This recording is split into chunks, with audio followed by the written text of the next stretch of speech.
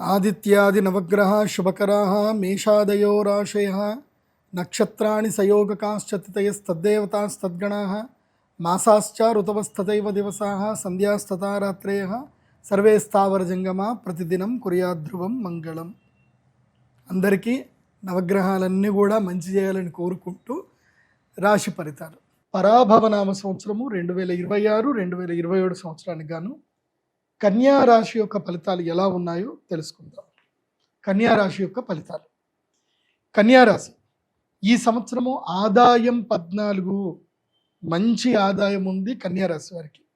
వ్యయము 8, infinite. ఎంత ఖర్చు పెడతారో ఆ ఖర్చు వల్ల మీకు లాభం కూడా వచ్చేస్తుంది. సో మంచి పెట్టుబడులు పెడతారు, దానివల్ల మీకు మంచి లాభాలు వస్తాయి. మీ ఖర్చు ఈ సంవత్సరం లాభదాయకం కిందకి మారుతుంది కన్యా రాశి వారికి. రాజపూజ్యం 1, మెచ్చుకునేటువంటి వాళ్ళు ఒక్కోళ్ళే ఉంటారు, అవమానించే వాళ్ళు మాత్రం 7 ఉంటారు. బాగా గుర్తుపెట్టుకోండి. సో ఈ సంవత్సరం కన్యా రాశి వారికి గురు సంచారము శని సంచారం ఎలా ఉంటుందో తెలుసుకుందాం. ఈ సంవత్సరము మీకు జూన్ వరకు గురుగ్రహము జూన్ 1వ తారీఖు వరకు గురుగ్రహం ఎక్కడ ఉంటాడు అంటే 10వ స్థానంలో ఉంటాడు.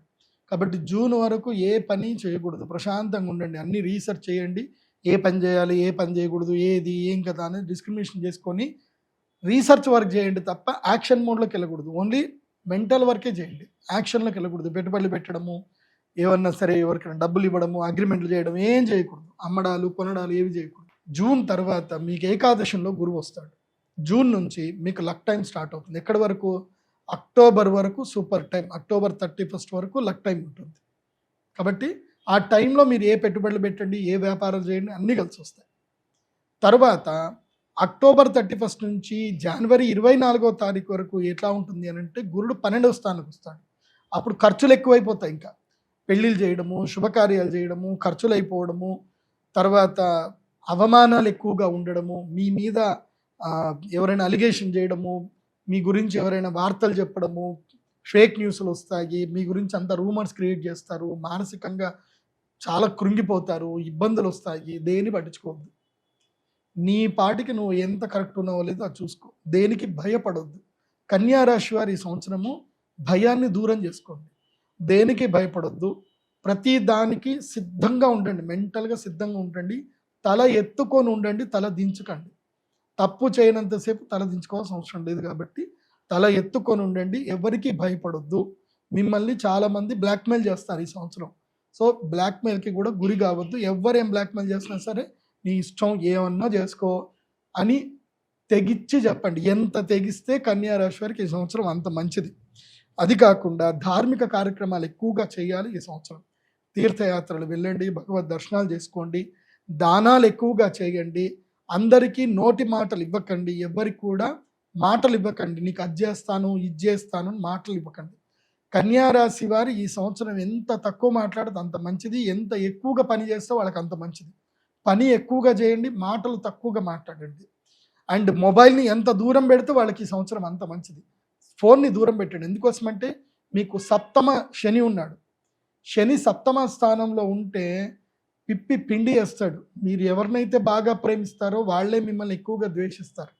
మీరు ఎవరినైతే ఎక్కువగా నమ్ముతారో వాళ్ళే మిమ్మల్ని మోసం చేస్తారు, మిమ్మల్ని చాలా ఇబ్బంది పెడతారు. సో మీ పక్కన వాళ్ళే, మీ కుటుంబ సభ్యులే మీకు ఇబ్బంది కలిగిస్తారు.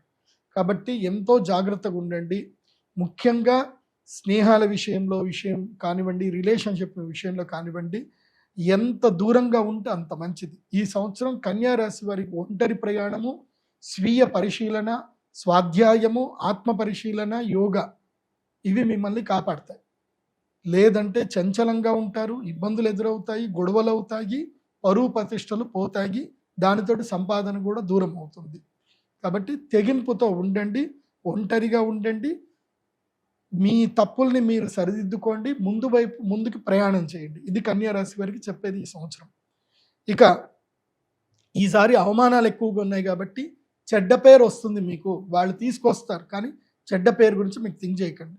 ఎందుకోసమంటే లోకులు కాకులు ఏదన్నా పట్టించుకోవద్దు. వాళ్ళు ఏదో చెప్తా ఉంటారు, నీకు అది జరిగింది ఇది జరిగిందని.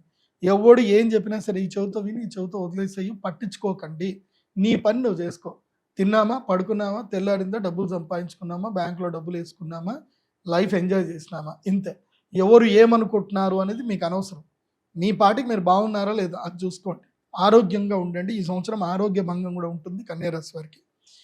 కాబట్టి కన్యారాశి వారికి ఈ సంవత్సరం నేను చెప్పేటువంటి పరిష్కార మార్గం ఏంటంటే కనుక, మీరు ఈ సంవత్సరం విశేషంగా అక్షయ తృతీయ వరకు ఏ పని చేయకండి.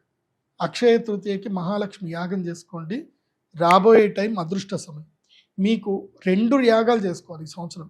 అక్షయ తృతీయకి మహాలక్ష్మి యాగం చేసుకోవాలి, అలాగే ధనత్రయోదశికి మహాలక్ష్మి యాగం చేసుకోవాలి. ఎందుకోసం అంటే ధనత్రయోదశి తర్వాత వ్యయస్థానం లోపలికి 3 నెలలు గురుగ్రహం వస్తున్నాడు కాబట్టి ఇబ్బందులు పెడతాడు, పరువు ప్రతిష్టలు పోగొడతాడు. కాబట్టి 2 యాగాలు చేసుకోవాలి కన్యారాశి వారు. అక్షయ తృతీయ, ధనత్రయోదశికి శ్రీ మహాలక్ష్మి యాగం పక్కా చేసుకోవాలి. కాబట్టి బాగుంటుంది. ఇంకోటి ఏంటంటే ఈ సంవత్సరము కన్యారాశి వారు విశేషంగా బగలాముఖి అమ్మవారి దర్శనం చేసుకోండి. వీలైతే గౌహతికి వెళ్ళండి. గౌహతి వెళ్ళి అక్కడ కామాఖ్య అమ్మవారి దర్శనం చేసుకోండి. అక్కడ దశమహావిద్యలకు సంబంధించిన పూజలు ఏమైనా ఉంటే చేయించుకోండి, అమ్మ దర్శనం చేసుకోండి. కానీ అక్కడ మేకలు బలి ఇవ్వడము, బలి పూజలు లాంటివి ఏమీ చేయకండి.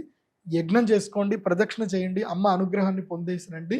అంతా బాగుంటుంది. ఒకవేళ అంత దూరం వెళ్ళలేకపోతే కనుక మనకి శక్తిపీఠం మన దగ్గరనే ఉంది. కాబట్టి జోగులాంబ అమ్మవారి దగ్గరికి వెళ్ళి అమ్మవారి దర్శనం చేసుకొని రండి, అంతా బాగుంటుంది. లేదంటే కంచి కామాక్షి అమ్మవారి దగ్గరికి వెళ్ళండి, బాగుంటుంది.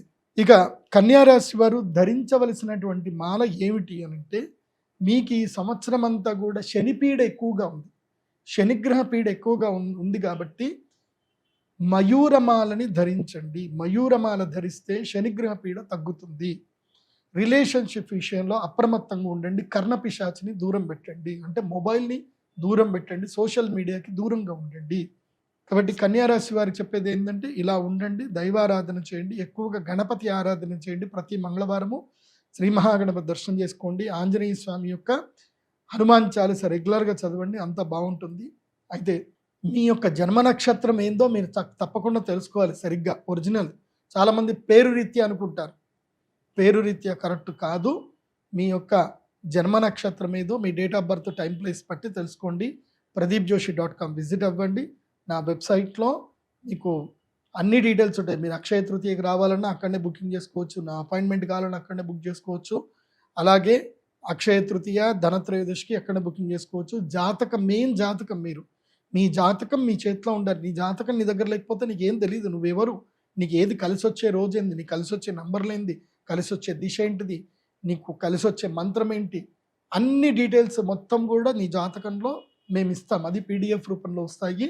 మీరు మీ date of birth, time, place enter చేసి హోరోస్కోప్ పీడిఎఫ్ ఆర్డర్ చేయండి. మీ యొక్క జీమెయిల్కి, మీ మెయిల్కి ఆ పీడిఎఫ్ వస్తుంది. చక్కగా చదువుకోండి. అది